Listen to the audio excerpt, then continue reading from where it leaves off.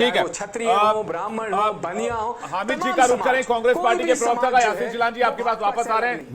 विवेक में हामिद जी से मैं सवाल पूछना चाहता हूँ। हामिद साहब, आप 17 सीटों पर कुल जमा यूपी में चुनाव लड़ रहे हैं और समाजवादी पार्टी के पास 63 सीटें हैं, और आपके पार्टी की अंदरूनी स्थिति ये है कि आज तक का इंतजार हो रहा था कि वायनाड में पोलिंग हो जाए, उसके बाद बताया जाएगा कि अमेठी और रायबरेली में कौन लड़ रहे हैं।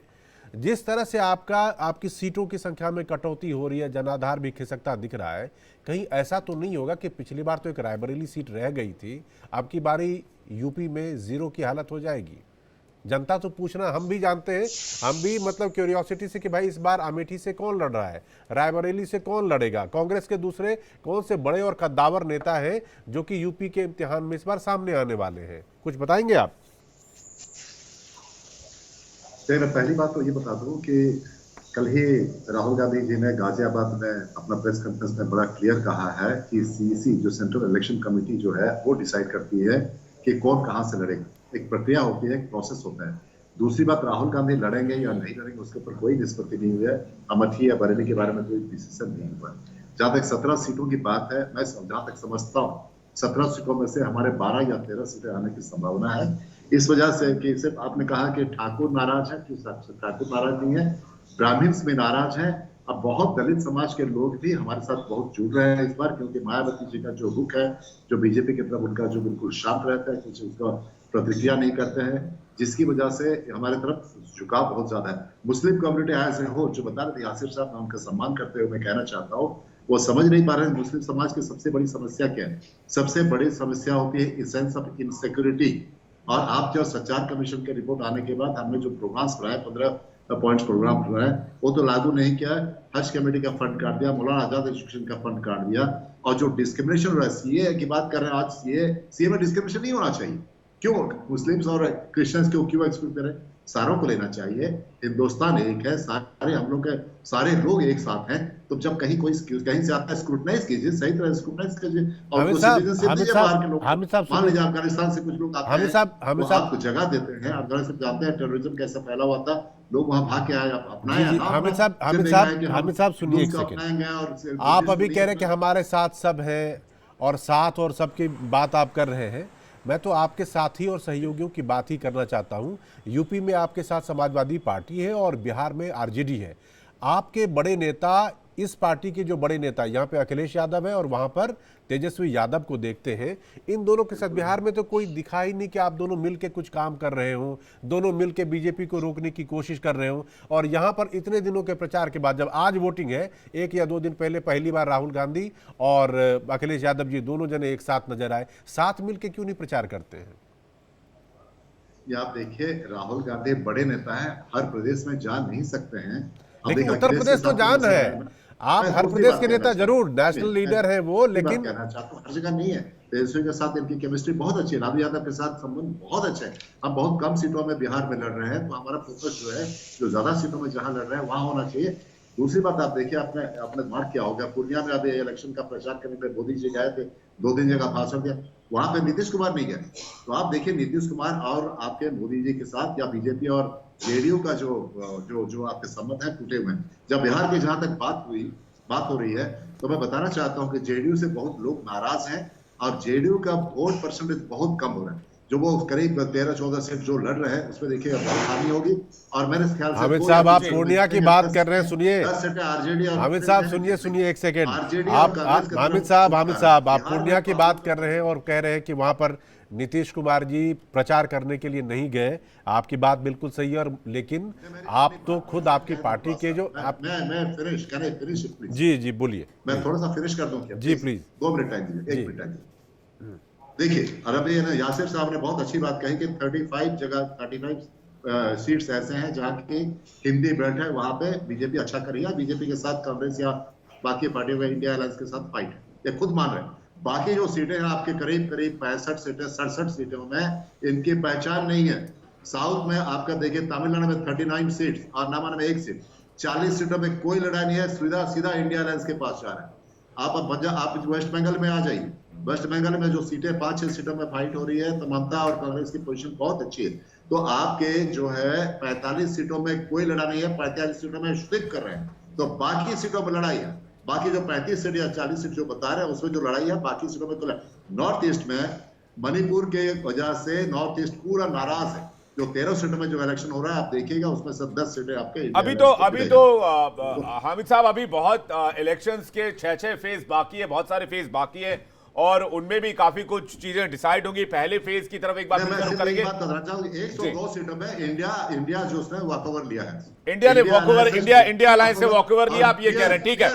मैं फराज किदवई जी के पास जा रहा हूं, समाजवादी पार्टी के प्रवक्ता है और समाजवादी पार्टी उत्तर प्रदेश में आपके बड़े भाई के तौर पर इस बार खुद को लीड ले रही है, 63 सीटों पर चुनाव लड़ रही है। फराज किदवई जी, थोड़ी देर पहले यासिर जिलानी को आप सुन रहे होंगे, उन्होंने 8 जो सीटें बताई, उन्होंने कहा कि 8 सीट पर जो है वो बीजेपी क्लियर लीड ले रही है, एनडीए क्लियर लीड ले रही है जिन 8 सीटों पर आज की तारीख में उत्तर प्रदेश में, पश्चिमी उत्तर प्रदेश में चुनाव हुए हैं। फराज किदवई जी। विवेक जी, देखिए, सबसे पहले मैं मिहिर जी की एक बात का जवाब दूंगा। अभी मिहिर जी ने हमारे कांग्रेस के भाई से एक सवाल पूछा कि क्या उनकी सीट रायबरेली जो एकमात्र थी उससे भी कम होकर के 0 हो जाएगी। उसका जवाब यह है कि कांग्रेस की इस बार सबसे सुरक्षित कोई सीट है तो वो अजय राय जी की सीट है। दूसरी बात यह, आप समझ गए होंगे अजय राय जी कहां से चुनाव लड़ रहे हैं और क्या हो रहा है, आप देखिएगा अजय राय जी चुनाव जीत करके आएंगे। दूसरी बात, यासिर साहब ने कहा कि साहब ये जो 8 सीटों पर इलेक्शन हो रहे हैं उसमें 8 की 8 सीटों पे इन्होंने क्लेम किया कि ये जीत रहे हैं। आप ट्रेंड देखिए, 2014 में 8 में से ये 7 जीते, माना भाई 7 जीते। 2019 में 7 से घट करके इनकी 3 आई और अब 3 से घट करके ये 0 होने जा रहे हैं। दूसरी बात, मुझे बड़ी तकलीफ होती है जब भारतीय जनता पार्टी का कोई साथी ये बोलता है, खासकर उनका मुस्लिम प्रवक्ता मिहिर जी ये बोलता है कि साहब पीएम आवास योजना में मुस्लिम भाइयों को तो घर मिल रहे हैं, या फ्री में जो राशन मिल रहा है उसमें भी तो मुस्लिम भाइयों को राशन मिल रहा है। अरे क्या साहब, अब ये दिन आ गए हैं कि कल को आप कहेंगे कि अरे साहब सड़क पे भी तो मुसलमान भाई चल रहे हैं, कल को आप ये भी बोलेंगे अरे आपके बच्चे स्कूल जाने में उनको परमिशन तो मिल रही है। मतलब ये क्या नॉनसेंस की बात है। आप ये देखिए कि 2022-23 में मेयर जी तो माइनॉरिटीज के लिए स्कीम्स थी, एनडीए की स्कीम्स थी। प्री मैट्रिक स्कॉलरशिप का बजट आपको 22-23 में पता है कितना था? 1424 करोड़। वो घटा करके इन्होंने 433 करोड़ कर दिया।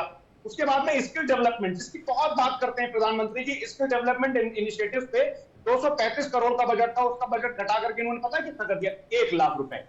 तीसरी बात यह है कि आपने सारे माइनॉरिटीज के लिए सारे, मेरे पास तो पूरी लॉन्ड्री लिस्ट है 17-18 स्कीम्स की, इसमें 99% से बजट कम कर दिया।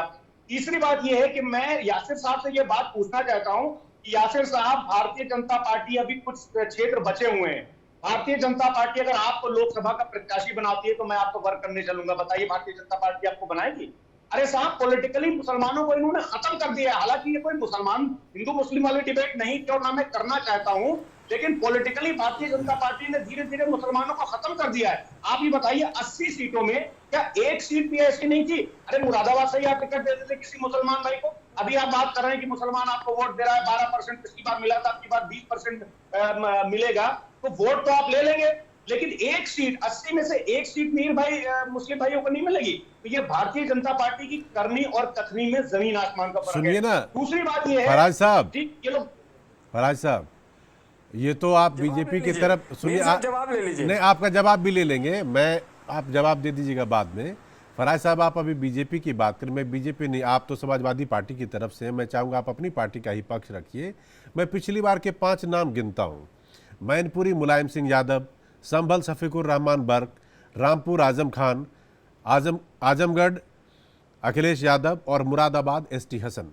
मुलायम सिंह जी हैं नहीं, शफीकुर रहमान बर्क साहब भी नहीं हैं, आजम खान साहब जेल में बंद हैं, एसटी हसन साहब को आप लोगों ने टिकट नहीं दिया, अखिलेश जी की हालत जानते हैं। इस बार आपके नए नाम इस लिस्ट में कौन होंगे? नहीं, देखिए मेहर जी, अगर आप मुस्लिम रिप्रेजेंटेशन की बात कर रहे हैं, नहीं, मैं मुस्लिम ओवरऑल कह रहा था,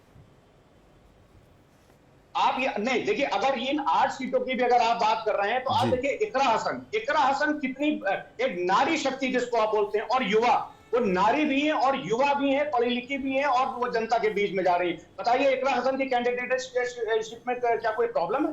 तो हमारे या रुचि वीरा जी हैं, रुचि वीरा जी वहां के एक लोकप्रिय नेता है। सुनिए तो रुचि वीरा जी का चूंकि आप नाम ले रहे हैं इसलिए मुझे कहना पड़ेगा, क्योंकि एसटी हसन साहब से हमारी बात हो रही थी और वो तो बड़े नाराज थे आपकी पार्टी के उम्मीदवार के लिए, वो प्रचार करने के लिए उतरने को तैयार नहीं थे। वो कह रहे थे कि मैं मुरादाबाद के इतर कहीं भी जाके प्रचार कर लूंगा पार्टी के लिए, उसके लिए प्रचार करने के लिए नहीं जाऊंगा। ऐसी क्या नाराजगी हो गई? वो तो कहते हैं कि अखिलेश यादव के आजू बाजू में बीजेपी के एजेंट है जो उनको काम नहीं करने देते हैं ठीक से। मेहर जी, हमने एसटी हसन साहब के कम से कम 5 इंटरव्यू सुने जी। और हर एक इंटरव्यू में एसटी हसन साहब ने कहा कि हमारे राष्ट्रीय अध्यक्ष आदरणीय अखिलेश यादव जी का जो भी डिसीजन होगा वो उनको मंजूर है। और वो समाजवादी पार्टी के कार्यकर्ता थे, उन्होंने बहुत शुक्रिया भी अदा किया कि सांसद बनाया समाजवादी पार्टी को ने उनको। और आज भी एसटी हसन साहब बड़ी मजबूती से हमारी पार्टी में और हमारी पार्टी का काम कर रहे हैं। दूसरी बात, 2 इंपॉर्टेंट बात मेहर जी और है, अभी राजपूत समाज की बात हो रही थी और ये बोला जा रहा था कि परसेप्शन बनाया जा रहा है। अरे भाई, इंडियन एक्सप्रेस की ये खबर है जिसमें लिखा हुआ है राजपूत महापंचायत सेज बाइकॉट बीजेपी लीडर्स। तो आप ये समझिए कि छत्तीसगढ़ से लेकर मध्य प्रदेश तक और मध्य प्रदेश से लेकर के उत्तर प्रदेश तक राजपूत समाज आज इनसे बुरी तरह से नाराज है। एक और इंपॉर्टेंट बात मेहर जी, अभी बात बहुत सारी स्कीम्स की हो रही थी। निर्मला सीतारमण जी के हस्बैंड है प्रकला प्रभाकर, और मुझे लगता है कि राष्ट्रीय प्रवक्ता भी थे ये भारतीय जनता पार्टी के। इनका स्टेटमेंट है, inequality, unemployment and inflation at an all time high in India says Parakala Prabhakar. मैं नहीं बोल रहा हूं, ये भी एक इंडियन हिंदू की खबर है। तो जिस पार्टी की सेंट्रल मिनिस्टर यानी कि फाइनेंस मिनिस्टर का परिवार आज सेटिस्फाइड नहीं है गवर्नमेंट की परफॉर्मेंस से, तो लोग क्या बात करेंगे टीवी चैनल पर? लेकिन फराज किदवई जी, हमारा जो है ना हिंदी का चैनल है, हिंदी वाली हेडलाइंस बताया कीजिए तो दर्शकों को और ज्यादा मजा आएगा। आप इंग्लिश में फर्राटेदार इंग्लिश में हेडलाइन बता देते हैं तो थोड़ा सा कंफ्यूजन क्रिएट हो जाता है। ठीक है, अभी आपने बता दिया था। मेरे साथ एक पैनलिस्ट और जुड़ गए, मैं उनका स्वागत कर लूं।